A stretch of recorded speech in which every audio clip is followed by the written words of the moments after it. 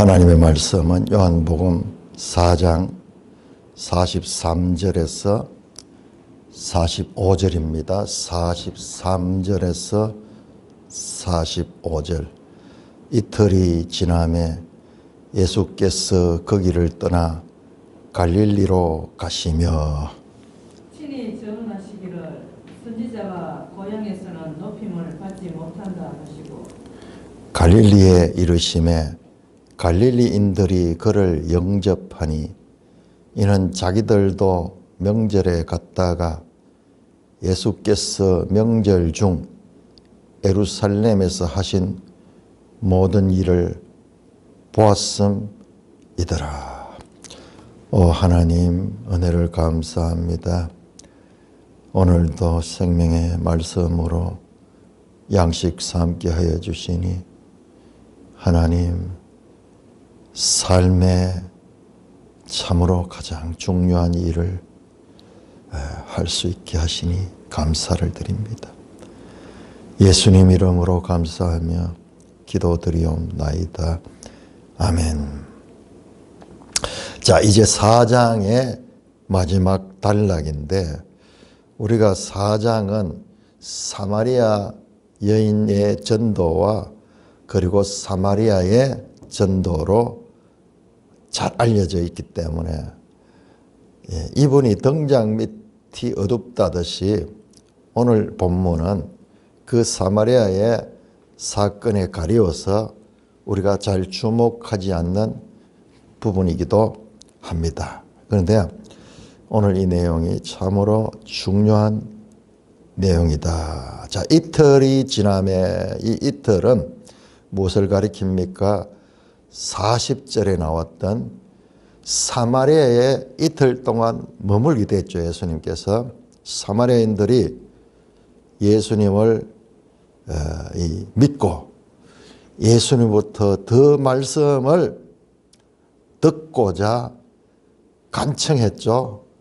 머물러서 여기서 우리에게 가르쳐달라. 그 내용은 안 나오지만은 사마리아인들이 간청했습니다. 그래서 예수께서 거기를 떠나 갈릴리로 가셨다. 원래 목적지가 갈릴리였죠. 4장 3절을 보시면은 4장이 보통 이 성경 분량으로 치면 한 2장 정도 되네요.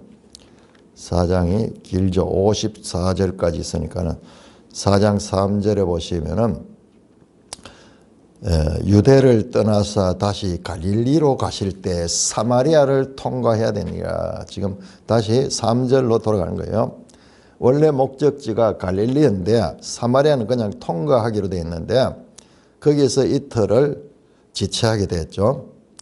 거기에서 큰 일을 했죠.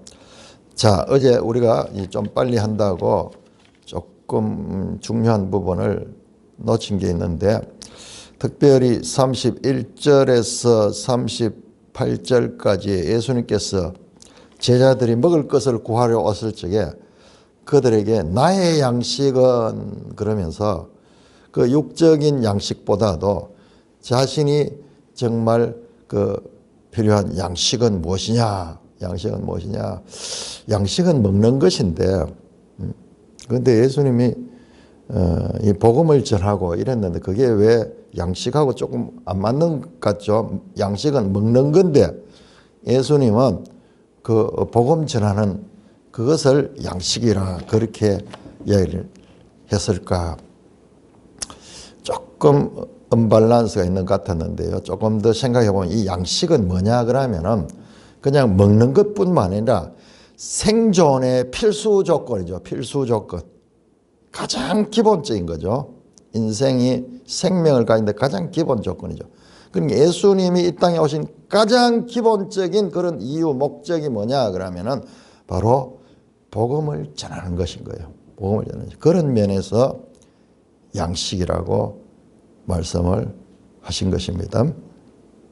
그래서 우리가 양식을 먹으면 어떻게 배가 부르고 만족함을 가지게 되잖아요. 그 예수님은 전도하는 그리고 많은 추수된 이 믿음의 백성들이 나오는 것을 보고 추수 때를 기뻐하며 그것으로 만족하신 것도 바로 그렇게 연결됩니다. 자, 이제 갈릴리로 가시게 됩니다. 원래 목적지로 이제 갑니다. 친히 증언하기를 선지자가 고향에서는 높임을 받지 못한다 하시고, 자, 갈릴리가 고향이잖아요. 고향 동네죠. 나사렛이지만은 갈릴리에 포함되는 제 고향을 향하여 가면서 선지자가 고향에서는 높임을 받지 못한다 하셨습니다.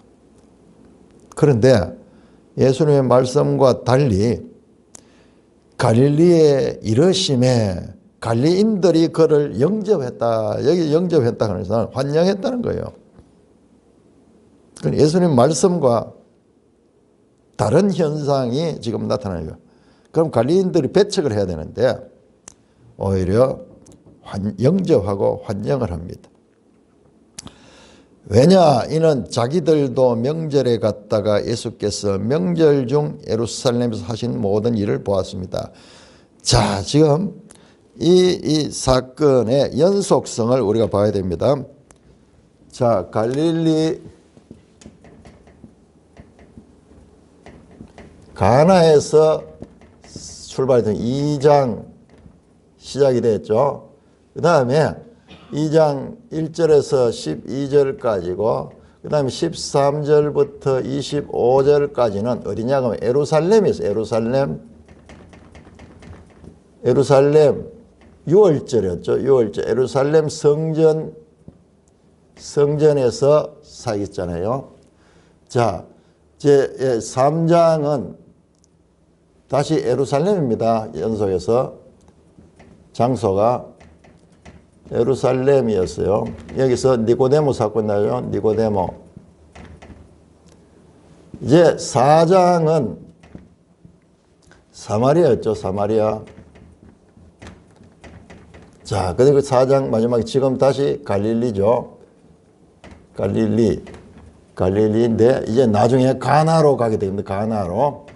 자, 이렇게 갈릴리 가나에서 시작해서 갈릴리 가나로 이제 마치는 이걸 갖다가 가나 사이클이다. 가나에서 가나로 마치는 사이클이다. 이게 딱 연결됩니다. 자, 그래서 지금 마지막 이 가나 사이클의 마지막 부분으로 이르게 됩니다.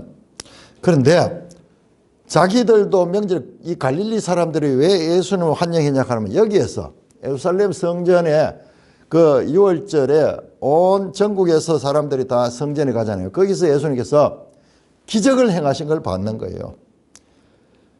명절에 자기들도 명절에 갔다가 예수께서 명절 중 예루살렘에서 하신 모든 일을 보았다. 그 예루살렘에서 그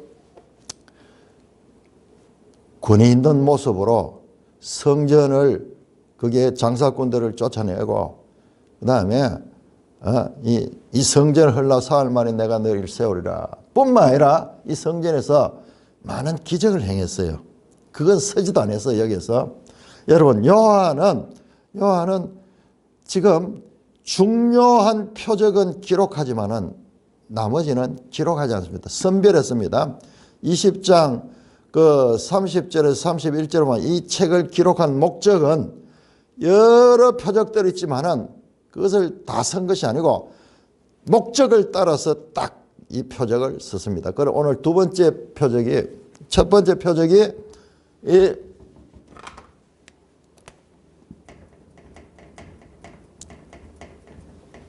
갈릴리 가나에서 시작이 됐고 그 다음에 두 번째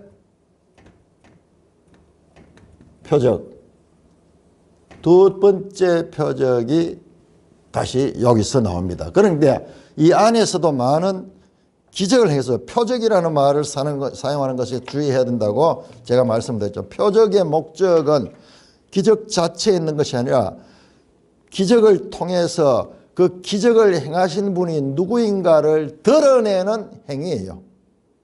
뒤에 이제 더 자세하게 나옵니다. 5장에 가면은 예수님이 누구신가를 드러내는 것은 세례 요한의 증언도 있지만은 예수님이 하시는 이 표적 자체가 예수님이 하나님의 아들이신 것을 드러내는 그런 것이에요. 그런데 이 예루살렘 성전에서 많은 표적을 행했습니다만은 그걸 아예 기록 안 했다는 것을 우리가 알 수 있는 것이, 다시 우리 한번 돌아볼까요? 자, 요한복음 2장 23절 보면 6월절에 예수께서 예루살렘에서 많은 사람이 그의 행하시는 표적을 보고 그 이름을 믿었다. 정작 본문에는 13절에서 22절까지 그 본문에는 표적이 안 나와요. 표적이 안 나와. 그냥 이 장사꾼들 쫓아내는 그 이야기를 하고, 그 다음에 이 성전을 헐라 사흘 만에 세우겠다. 그건 기적이 아니잖아요. 그냥 말씀만 했고. 그런데 기록은 안 됐지만은 많은 사람이 그의 행하시는 표적을 보고 그의 이름을 믿었다. 여러분, 이거 잘못 보면요, 오늘 그 기적이 어디 있는데 아무것도 안 나오는데. 근데 그건 기록을 안 하는 거예요. 요한은 목적을 가지고 있어요. 여러 표적이 있지만은 이렇게 딱 선별된 표적을 지금 보여주고 있습니다.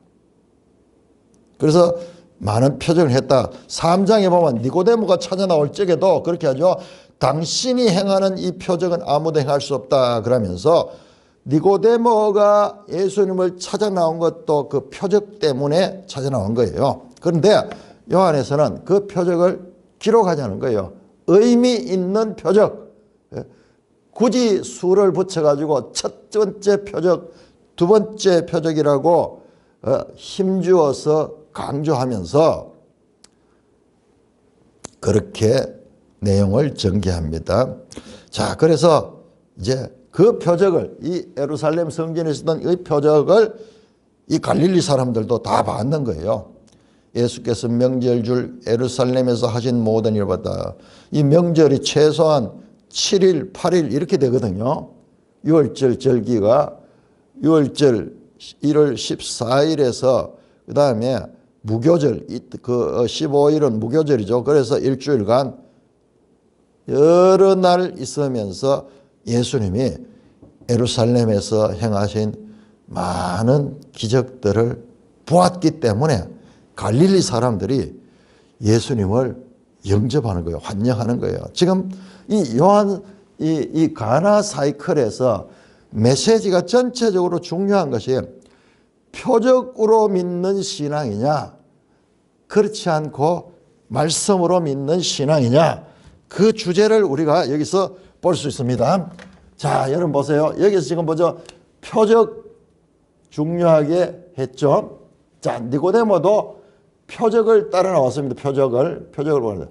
그런데 놀라웠게도 사마리아에서는 표적이 아무것도 없었어요. 표적이 아무것도 없고 단지 말씀으로 믿었어. 말씀으로.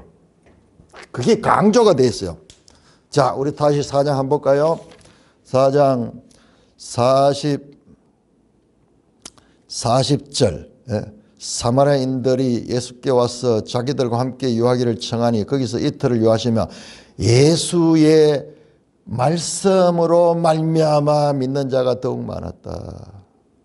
그 여자에게 말하되 이제 우리가 믿는 것은 네 전도, 네가 말했는 그 전도로 인한 것이 아니고 우리가 친히 그분에게서 듣고 우리가 그가 참으로 세상의 구주인 줄 알았다. 순수하게 말씀으로 전도를 통해서 예수님을 믿게 됐고 그 다음에 그 예수님의 친히 하시는 말씀을 통하여 믿는 거예요. 놀랍죠? 자, 이 예루살렘에서는 표적을 통해서 예루살렘 사람들은 반응했지만은 사마리아 놀랍게도 우리 생각과는 반대로 저런 데 가서는 막 기적을 많이 행해야지 될 것 같은데 말씀으로 그렇게 행하셨습니다. 그런데 여기에서도 참 이것도 한번 보면 갈릴리 가나에서도 표적. 첫 표적을 통해서 제자들이 믿었다 그렇게 나와요. 자, 2장 12절을 보시면은 12절을 보면은 11절 보시면은 예수께서 첫 표적을 갈릴리 가나에서 행하여 그의 영광을 나타내시매 제자들이 그를 믿었다. 이 첫 제자들도 표적을 통해 믿었어요. 자, 그래서 다시 본문으로 돌아옵니다. 자, 그래서 갈릴리 사람들이 예수님의 말씀과는 달리 이제 예수님을 환영했는 거예요. 환영했는 거예요. 2장 23절에서 25절에 예루살렘에서 있었던 일처럼 표적으로 인해 갈릴리인들이 예수님을 영접하심을 예수님은 탐탁찮게 여기고 계시는 거예요. 왜 그러느냐? 왜 그러느냐? 예수님은 표적으로 인하여 믿는 것을 신앙의 우선순위로 두는, 표적이라기보다 기적을 통해서 믿는 것에 신앙의 우선순위를 두는 것에 대한 경고를 하고 있습니다. 이제 뒤에 가도 계속 거기 나옵니다. 갈릴리 사람들이 막 그 오병이어 기적을 보고 막 그것 때문에 예수님을 왕으로 삼고자 할 때 예수님 피해버립니다. 자, 표적이 가지는 의미가 무엇인가?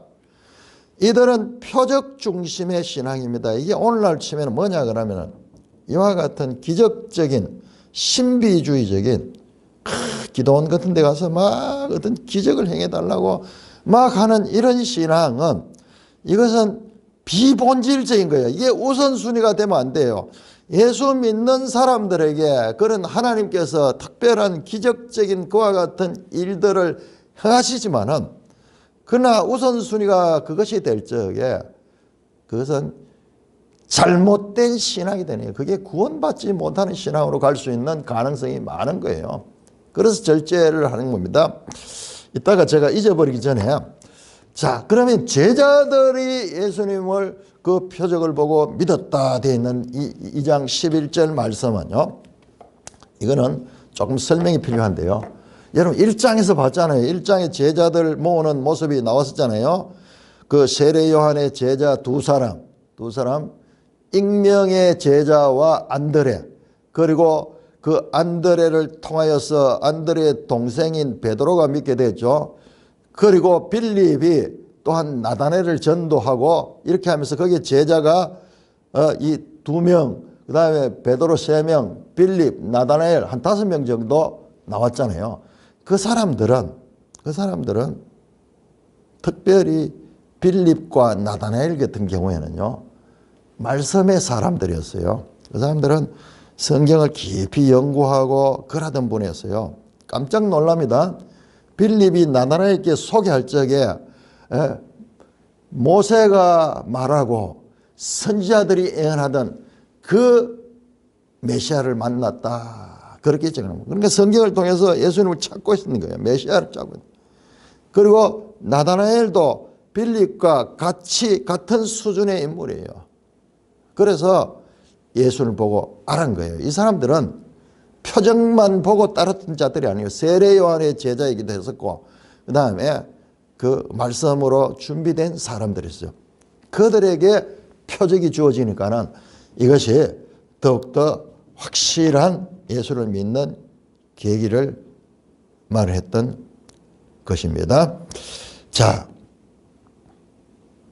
그러니까 우리가 잘못 읽으면은 예수님 말씀과 뒤에 44절과 45절이 모순되는 것 같은데 이 행간의 의미를 보면요. 이런 그들이 환영하는 것은 진정한 선지자들에 대한 이해에서 오는 환영이 아니다. 오해에서 오는 환영이다 하는 말씀이 암시되어 있습니다. 46절에서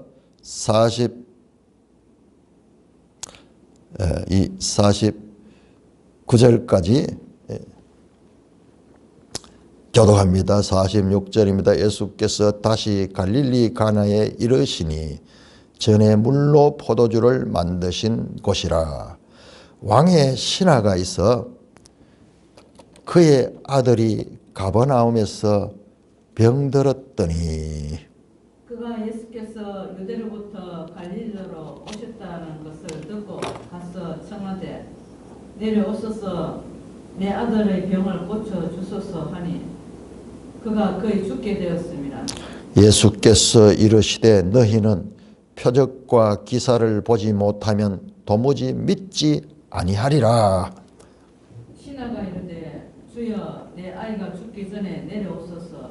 자, 거기까지 잘라보겠습니다. 자, 제가 앞에서 말씀했던 것이 더 확실해지죠. 48절에 예수님께서 너희는 표적과 기사를 보지 못하면 도무지 믿지 아니하리라. 이것은요, 표적과 기사를 추구하는 자들에 대한 예수님의 경고입니다. 경고. 꼭 눈으로 보고 믿고자 하는 자들에 대한 그 신앙이 불건전하고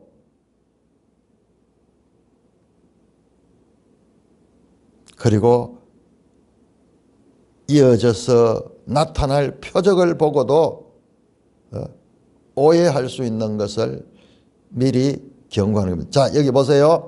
48절 말씀은 너희 2인칭 복수로 되어 있어요. 너희들. 이거는 이 왕의 신하를 두고 하는 말이 아니에요. 이 갈릴리 사람들을 향하여 하는 말입니다. 자, 그래서 지금 44절과 48절이 짝을 이루면서 예수님께서 이 고향에서 높임을 받지 못하는 것이 무슨 뜻인가? 오해를 받고 있는 오해. 그것을 예수님은 원치 않은 거예요. 그냥 기적이나 행하고 이와 같은 어떤 그 사건을 통해서 말씀으로 가르치면 도무지 믿지 아니하는 표적과 기사, 어떤 그와 같은 사건 중심의 신앙, 문제를 해결해 주는 데서 오는 그 신앙, 이것을 책망합니다. 이게 유대인들이 많이 행하는 거죠. 사도 바울이 말합니다. 유대인은 표적을 행하고 헬라인은 지혜를 쫓고 유대인들은 표적을 좋아하고 헬라인들은 아주 그 철학적인 그런 사상, 그런 것을 중시하고 유대인들은 그런 기적 같은 이런 것들을 추구하기만 하는, 거기에 대한 경고도 이런 맥락과 연결되죠. 자, 예수께서 다시 갈릴리 가나에 이르렀다. 자, 보세요. 의도적이죠. 다시 갈릴리 가나로 갔다. 자, 갈릴리 가나에서 시작해서 다시 갈릴리 가나로 왔습니다. 다시 한번 이걸 강조한 게 전에 물로 포도주를 만든 곳이다. 전에 물로 포도주를 만들었던 그 갈릴리 가나로 왔다는 겁니다.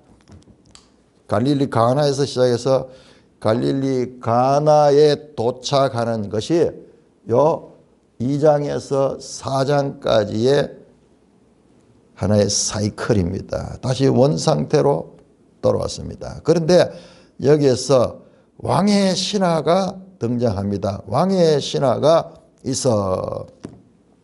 이 왕의 신하는 이름도 나오지 않고 직책도 좀 애매하죠. 왕의 신하들이 얼마나 많겠어요. 그런데 왕의 신하가 등장하는데 이 왕의 신하는 우리 다른 공간 복음서에 보면은 이 가버나움에 있는 이방인 백부장이 나와요. 이방인 백부장. 자, 이 사람도 왕의 신하도 가버나움에 있습니다. 갈릴리 가나와 가버나움은 거리상으로는 그렇게 멀지 않지만은 가나는 산 위에 있는 곳이고 가버나움은 그 바닷가에 있는 곳이기 때문에 이와 같이 지형적으로 평면 수평 거리로는 얼마 되지 않지만은 지형적인 이와 같은 이 불편함이 놓여 있는 곳입니다. 그래서 가버나움에 있는 백부장이 나오는데 그 사건과 너무 유사하지만 그 사건은 아니에요. 그 사건 아니에요. 이방인 백부장의 하인이 병들었을 적에 그 예수님께서 이제 그 하인을 고쳐주는 사건과 아주 비슷한 부분이 몇 개 겹쳐집니다. 그러나 전혀 다릅니다. 전혀 달라요. 여기는 왕의 신하의 아들이고 거기는 하인이고 그 다음에 거기는 예수님이 갈릴리 그 가버나움에 직접 가셔서 집에는 안 들어갔지만 가버나움에서 행하신 일이고 여기는 가나에서 행한 일이에요. 그래서 왕의 신하가 공관복음에 나오는 왕의 신하가 이방인 백부장이었듯이 이 왕의 신하도 이방인일 수 있는 가능성이 많습니다. 이방인. 맥락을 보면 이방인이어야 돼요. 이방인. 자, 지금 이 순서를 보면은 자, 갈릴리 가나 시작했지만은 어떻게 됩니까? 복음이 어떻게 예루살렘에서 이 예루살렘으로 가시죠. 예루살렘에서 그리고 3장 이 니고데모 사건 이후에 세례를 주는 장면 나오죠. 거기 어디입니까? 유대로 가셨다. 예수는 유대로 가셨죠. 그 다음에 어디로 갑니까? 사마리아로 가요. 사마리아. 자, 그 다음에 다시 갈릴리 가나 갔는데 갈릴리 가다는 어디냐? 그럼 이방인. 이게 땅끝이에요. 땅끝. 땅끝은 이방인 나라가 이방인. 사도행전에서 땅끝은 이방 나라들을 가리키지만 여기는 지금 이 갈릴리 안에 있지만은 이방인이 바로 땅끝 대상이야. 이게 지금 보시면은 사도행전에 이 복음 전파의 그 라인이 예수님 라인을 따르고 있다는 것을 우리가 간접적으로 알 수가 있습니다. 왕의 신하가 있어서 그의 아들이 가버나움에 병됐더니 가버나움이 이 갈릴리 지역에는 수도예요. 그러니까 여기에 이 중요한 시설들 뭐 이런 것들이 많이 있는 그런 곳입니다. 그래서 그 아들이 병이 들었다. 여러분 2장 여기요 12절에 보면 12절에 가버나움이 나와요. 가버나움. 예수님의 가족들이 가버나움 갔지만은 예수님은 거기 오래 있지 않았다. 여기는 지금 여기도 지금 가버나움이 등장하죠. 가버나움. 여기 인크루즈를 읽는 가나 이것도 인크루즈를 이루고 있듯이 요 사이클을 자세히 연구해 보면은 이게 확연하게 여러 겹으로 이 사이클을 이루고 있다는 것을 볼 수 있습니다. 자, 성경이 가지는 독특한 것이 바로 이런 점이에요. 이런 점. 그냥 단 책 읽듯이 읽어가지고는 성경을 제대로 이해할 수 없어요. 자, 그래서 가버나움에서 아들이 병들었어요. 참 안타까운 일입니다. 그가 예수께서 유대로부터 갈릴리로 오셨다는 소문을 들었는 거예요. 소문을 듣고 가서 청했습니다. 가버나움에서 어디로? 가나까지 와서 높은 산을 거쳐가지고 이 가나에 찾아왔어요. 이게 다릅니다. 백부장 사건은 가버나움에서 예수님을 만났지만은 여기는 가버나움에서 가나로 이 이방인 관리가 찾아왔습니다. 가서 청하되 내려오소서 내 아들의 병을 고쳐주소서. 여러분 이걸 보면은 참 대단하죠. 내려오셔서 여기에 올라가서 내려가서 뭐 이게 지형을 지금 묘사하고 있는 거예요. 그래서 가버나움으로 와가지고 내 아들의 병을 좀 고쳐달라고 그렇게 간곡하게 체면불구하고 찾아나와서 믿음을 가지고 찾아나와서 고쳐달라고 합니다. 왜? 그가 거의 죽게 되었습니다. 어린아이가 여기에는 그 아이를 파이디온이라고 하는데 이 더 어린 아이예요. 애들도 뭐 소년도 있고 뭐 유아도 있고 이렇겠죠. 그 자식이 거의 죽게 됐어요.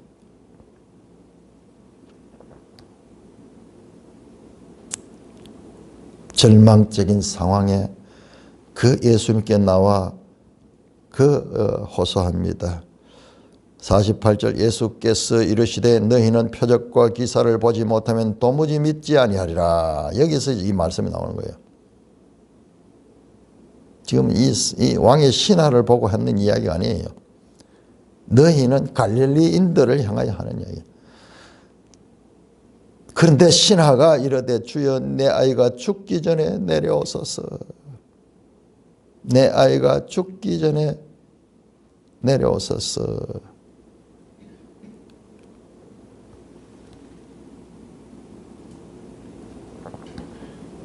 간청합니다. 다 죽어갑니다. 여기서 내 아이가 파이디온이에요.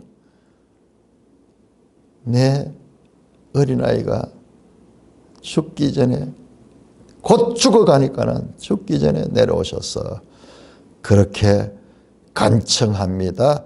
자, 50절에서 54절까지 교독합니다. 50절 예수께서 이르시되 가라 네 아들이 살아있다 하시니 그 사람이 예수께서 하신 말씀을 믿고 가더니 내려가는 길에서 그 종들이 오다가 만나서 아이가 살아있다 하거늘 그 낫기 시작한 때를 물은즉 어제 7시에 열기가 떨어졌나이다 하는지라. 그 아버지가 예수께서 내 아들이 살아있다 말씀하신 그때인 줄 알고 자기와 그 온 집안이 다 믿으니라. 이것은 예수께서 유다에서 갈릴리로 오신 후에 행하신 두 번째 표적이니라. 자, 이 왕의 신하가 간절하게 자기 집에 오셔서 직접 가서 예수님께서 기도하시거나 안수해주면은 살 수 있다는 생각을 가지고 간절히 청원했습니다. 그런데 예수님은 바로 그 직전에 너희는 표적과 기사를 보지 못하면 도무지 믿지 아니하리라. 그 말씀하는 거예요. 그런데 이번에 예수께서 이르시되 가라 네 아들이 살아있다. 쪼에 그 사람이 그 사건을 보지 못했어요. 살아난 걸 보지 못했어요. 그런데 예수께서 하신 말씀을 믿고 갔다. 그렇게 됐어요. 예수님. 아닙니다. 오셔야 됩니다. 끌고 다니면서 가야 됩니다. 인간적인 생각으로, 육적인 생각으로 의사가 뭐 직접 환자를 봐야 되는 거지 그냥 말로만 될 수 있는 것이 아니잖아요. 그러면 못 믿잖아요. 그런데 이 왕의 신하는 예수께서 하신 말씀을 믿고 갔다. 여기에 그 사람이라고 되거든요. 그 사람 여기 안트로포스로 돼 있어. 안트로포스. 안트로포스로 돼 있어요. 자, 2장 25절에도 안트로포스가 나오는데 2장 25절에 사람의 속에 있는 것을 아시기 때문에 믿지 않았다 되어 있거든요. 그런데 여기에 나오는 이방인도 사람인데 같은 사람인데 이 사람은 믿었어요. 믿었어. 그러니까 사람이 절대적으로 믿지 못하는 존재는 아니에요. 죄인이지만은 그 가운데 대다수는 믿을 수 없지만은 믿을 수 있는 존재도 있다는 것을 암시합니다. 그 사람이 예수께서 하신 말씀을 믿고 갔다. 이때도 표적 이야기 나왔고 지금 마지막에도 표적 이야기 나옵니다.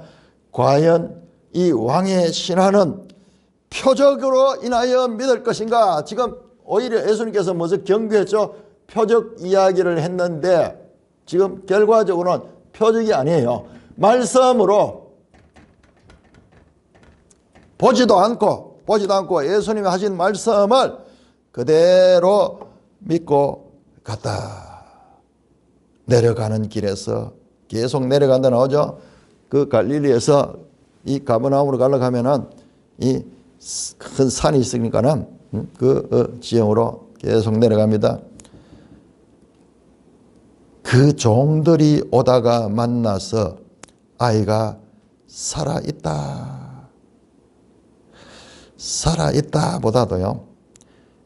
지금 살아났다. 여기에 전부 다 조회인데요. 예수님께서 말씀한 건 네 아들이 살아있다 보다 살아났다. 그 다음에 그 종들도 당신 아들이 살아났습니다. 그 낫기 시작한 때를 묻은 즉 어제 7시에 열기가 떨어졌나이다 하는지라. 7시. 사마리아 여인을 만난 것은 6시였죠. 6시. 이거 뭐 과도하게 알레고리적인 해석이라고도 할 수 있지만은 그러나 이것이 이 숫자가 가지는 의미가 있어요. 7은 하나님의 수죠. 6은 사람의 수죠. 그래서 그 7시에 갑자기 열기가 탁 떨어졌다. 그런데 그 시간이 언제냐? 그 시간이 그의 아버지가 예수께서 네 아들이 살아있다, 살아났다 말씀하신 바로 그때가 바로 7시. 그래서 말씀하신 그때 강조가 50절에 예수께서 하신 말씀을 믿고 갔고 다시 53절에도 말씀하신 그때인 줄 알고 자 이게 마지막 갈릴리 가나의 표적도 말씀으로 인하여 믿었던 것을 볼 수 있습니다. 자, 이것은 갈릴리 가나의 제자들의 표적은 그 이전에 그 1장에 나오는 말씀과 연결이 돼서 말씀과 가장 이상적인 게 말씀을 믿고 그 다음에 표적을 봤을 적에 이 표적이 그 말씀하신 분을 확정시켜주는 그와 같은 역할을 하게 되겠죠. 그런데 우리가 믿음이 약하기 때문에 하나님께서 이런 걸 보여주세요. 보여주신대요.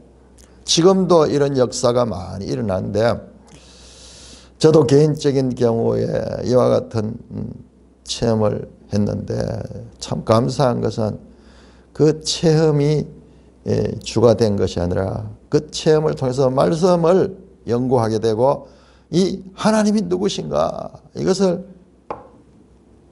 알려고 그렇게 추구하다 보니 늦은 나이지만 목사까지 되게 하시고 말씀을 연구하게 하셨는데 돌아보니까는 참 감사한 이 주님께서 원하시는 길로 왔다는 것을 확인하게 되어서 너무 감사한 거예요. 많은 사람들이 이와 같은 표적을 경험을 합니다. 내가 경험했던 것 더 큰 것들 죽을 뻔하다가 살아나고 모든 문제 덩어리에서 주님의 개입으로 그 문제를 해결했지만은 그런데 시간이 점점 지날수록 처음에는 온 가족들이 막 교회에 나오고 막 전도하고 있는데 이제 점점 떨어지기 시작하자 본인도 교회 안 나오는 경우가 목회 현장에서 여러 번 나타나는 이유가 뭐냐 그러면 이 표적은 이 기적은 체험은 오래 가지를 못해요. 오래 가지를 못합니다. 그런데 이 체험이 우리를 예수님을께로 나아가게 하는 그런 하나의 마중물 역할을 하는 데는 참으로 중요해요. 이게 없으면 사람들이 믿기가 어려워요. 그런데 이것 가지고는 참 주님께로 나갈 수가 없다는 것을 예수님께서 친히 가르치잖아요. 특별히 갈릴리에 그런 풍토가 많았는데 지금 이 왕의 신하 이방인은 반대로 말씀하신 그때인 줄 알고 그 말씀에 대한 확인으로서 자기 아들의 기적을 확인하게 되니까는 어떻게 합니까? 자기와 그 온 집안이 다 믿으니라. 여러분, 제가 계속 이 사도행전과 연결시켜 있죠. 자, 사도행전에도 이런 사건이 나오죠. 사도행전 16장에 주 예수를 믿으라, 그리하면 너와 너 집이 구원을 받으리라. 그리고 사도행전 8장에도 또는 10장에도 고넬료와 그 온 집안이 믿는 장면이 나오잖아요. 이게 복음 전도의 하나의 정식 코스예요. 지금 사마리아에서도 그 사마리아 여인 혼자가 아니라 거기 많은 사마리아인들에게 처음 믿은 사람이 전도해서 예수님을 믿게 됐고, 자, 여기에도 한 개인이 예수님 말씀을 믿고 가다가 그 표적도 확인하면서 온 집안이 다 믿게 되는 역사가 복음 전도의 이것이 하나의 정석입니다. 한 사람이 구원을 받으면요, 그 구원의 기쁨을 가장 가까운 가족들에게 나눌 수밖에 없는 거예요. 가장이 받으면 그 자녀들 다 데리고 그렇게 나가는 거예요. 우리나라도 마찬가지고 세계 어디에나 마찬가지입니다. 그래서 가까운 가족들까지 다 믿게 하는, 그게 시작이에요. 그게 출발이죠. 예수님 제자들도 다 가까이 보면은 다 이 가족들 관계. 이것은 예수께서 유대에서 갈릴리로 오신 행한 두 번째 표적이다. 여러분, 요한복음도 중요하지만은 이 요한복음의 그림자와 같은 사도행전의 연속성도 너무 놀라지 않습니까? 요한복음은요, 사도행전하고 밀접한 연관이 있어요. 제가 오늘 어제 이제 5장을 연구해 보면서 그걸 더 확신하게 됐는데, 그런데 그런 거는 보이지 않아요. 그냥 보이지 않아요. 금을 찾듯이, 은을 찾듯이, 감추인 보화를 찾듯이 찾으면은 그것이 조금씩 모습을 드러내는데, 그렇게 되면 너무 감사한 게요. 왜 사실은 누가복음 다음에 바로 요한복음이 나와야 사도행전이 나와야 되거든요. 누가행전이잖아요. 사도행전의 저자는 누가이기 때문에 그러면 딱 연속이 잘 되는데 그 중간에 지금 요한복음이 딱 들어있단 말이야. 이 순서가. 그런데 이것이 연속성을 끊는 것이 아니라 참으로 더 중요한 역할을 하는 거예요. 더 중요한. 사도행전은 전부요, 복음 전도의 이야기잖아요. 그런데 복음 전도 이전에 뭡니까? 성령이 임해야 되거든. 성령이 임해야. 지금 그 이야기가 요한복음에 풍성하게 나오는 거예요. 그러므로 성경 이 순서 배치도 하나님의 영감과 그리고 하나님의 주권적인 개입을 통해서 배치됐다는 것을 확인하게 됩니다. 자, 이 보세요. 마지막 54절은 이렇게 끝납니다. 이것은 예수께서 유대에서 갈릴리에 행하신 후에 두 번째 표적이더라. 2장 11절에 첫 번째 표적을 통해서도 인클루지어를 이루고 있죠. 표적을 통해서도 이와 같이 인클루지어를 이루고 있는 것을 보게 됩니다. 성경은 이렇게 정교하게 짜여진 그와 같은 구조를 가져 있는데 이것은 그냥 읽어서는 보이지 않습니다. 그래서 2000년 동안 말씀에 그 사람들이 이 말씀을 연구해서 막 이런 것을 우리에게 이 기록으로 남겨주셨기 때문에 우리가 이 성경과 그들의 성경을 연구했는 것을 통하여서 우리는 더 풍성하게 성경을 이해할 수가 있고 바로 성경의 이와 같은 면 이런 것들이 하나님의 말씀인 거예요. 하나님의 말씀. 그래서 사람이 썼는 책들과는 차원이 다른 이 하나님의 말씀인 것을 알게 됩니다. 이 하나님의 말씀이 하나님의 말씀이라는 것을 믿는 것이 그것이 참 신앙이에요. 많은 사람들이 성경을 하나의 교훈적인 도덕적인 그런 책 정도로 생각하고 이 말씀의 진리를 믿지 못하니까는 믿음조차도 인간적인 그런 믿음으로 가게 되는 것입니다. 자, 이 가나 사이클을 보니까는 제가 여기 펴는데 가나 사이클 가운데 아주 중요한 것은 표적이냐 말씀이냐 이와 같은 대조가 강조되고 있다는 것을 알 수가 있습니다.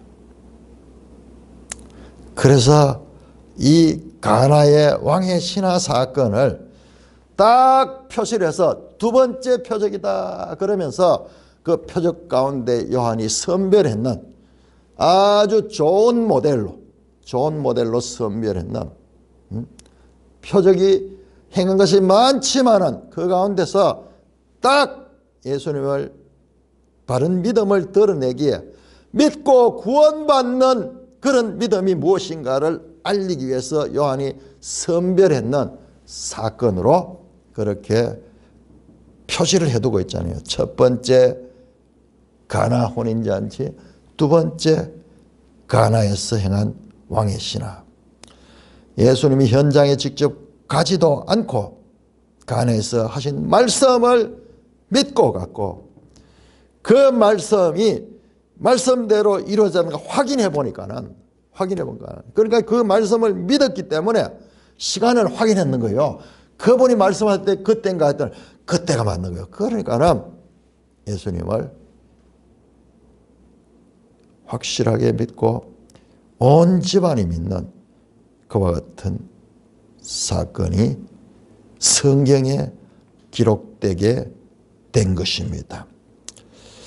자, 표적과 기사로 오해하는 것이 아니라 기적에만 일방적으로 몰두해서 이와 같이 예수님을 오해하는 것을 지금 사례를 통해서 보여주며 바른 믿음이 무엇인가, 예수를 믿으면 구원을 받는데 그 바른 믿음이 무엇인가를 알려주는 그런 단락이기도 합니다. 그리고 이 가나 사이클은 예수님의 사역 초기의 선교 범위, 선교의 방향이 제자들이 사도행전에서 행했던 예루살렘과 유대와 사마리아와 땅끝까지 이르러 내 증인이 되라 했던 그 전도의 방향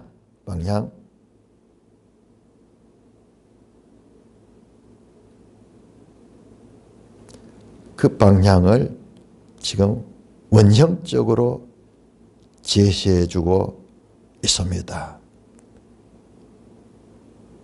온 가족들이 믿게 되는 이런 역사가 사도행전도 많이 나오죠.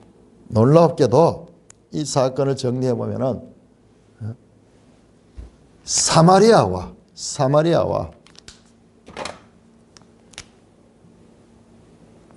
그리고 이방인이 말씀을 통해서 믿을 뿐만 아니라 전도까지 하는 역사가 지금 여기서 나타나는 것을 볼 수 있습니다. 앞으로 예수님께서 시작하신 이 기독교가 장차 어떻게 발전해 나갈 것인가에 대한 그와 같은 그 예감도 여기에서 볼 수 있습니다. 오히려 이 유대가 아니라 이 이스라엘이 아니라 이스라엘과 관계에 멀리 있던 자들이 이방인들에게 가서 그 복음이 더 크게